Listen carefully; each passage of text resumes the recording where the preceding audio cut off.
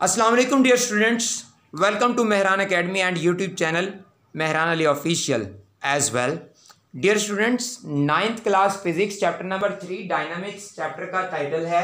तो जी previous lecture में हम डिस्कस कर चुके हैं दो चीज़ों को, यानी डायनामिक्स की डेफिनेशन और फोर्स के हवाले से हमने पढ़ा था कि फोर्स की डेफिनेशन, फार्मूला, यूनिट क्या होता है, फोर्स कौन सी क्वांटिटी है और उसका सिंबल क्या होता है।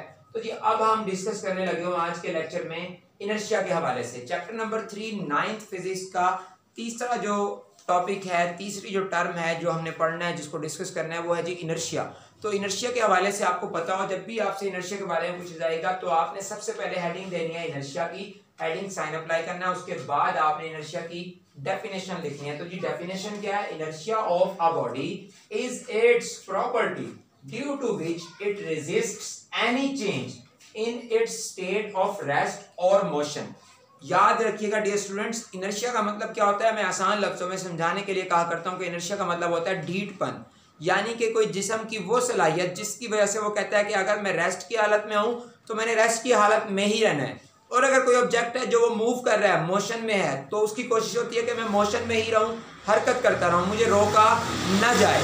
तो जी इनर्शिया असल में किसी जिस्म की प्रॉपर्टी होती है, सलाहियत होती है, जिसकी वजह से वो अपनी रेस्ट पोजीशन या मोशन में तब्दीली के खिलाफ लड़ाई करता है, झगड़ता है, मुजाहिमत करता है, उसे हम बोलते हैं इनर्शिया।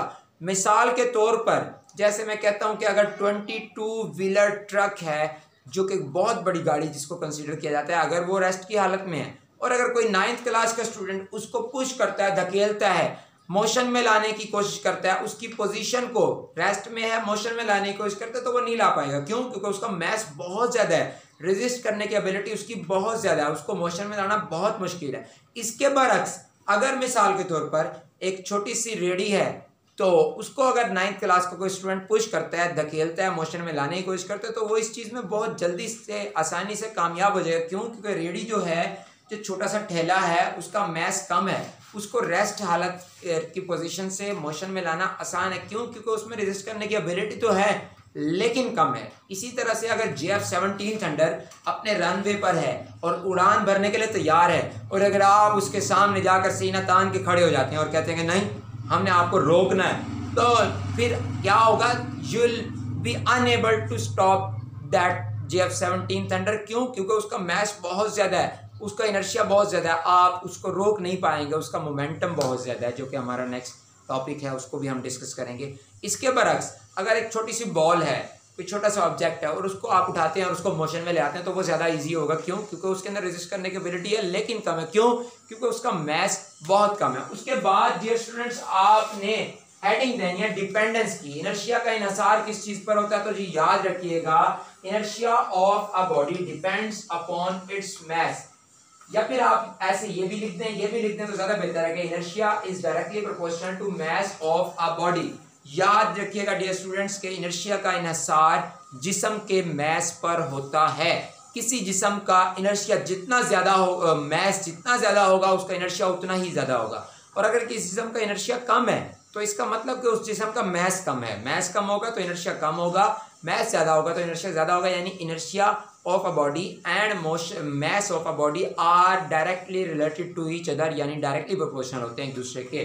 उसके बाद जी इस चैप्टर का हमारा चौथा short question, fourth terminology, net force.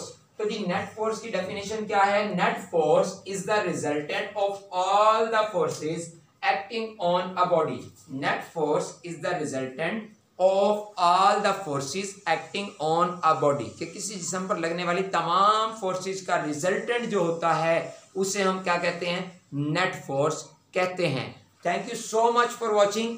You can subscribe, like, comment and share as well. Do not forget to subscribe this channel because this channel will help you to understand various subjects 9th, 10th, first year, second year, third year, fourth year till MPhil, PhD and CSS preparation के लिए आप इस channel को subscribe कर लीजिए।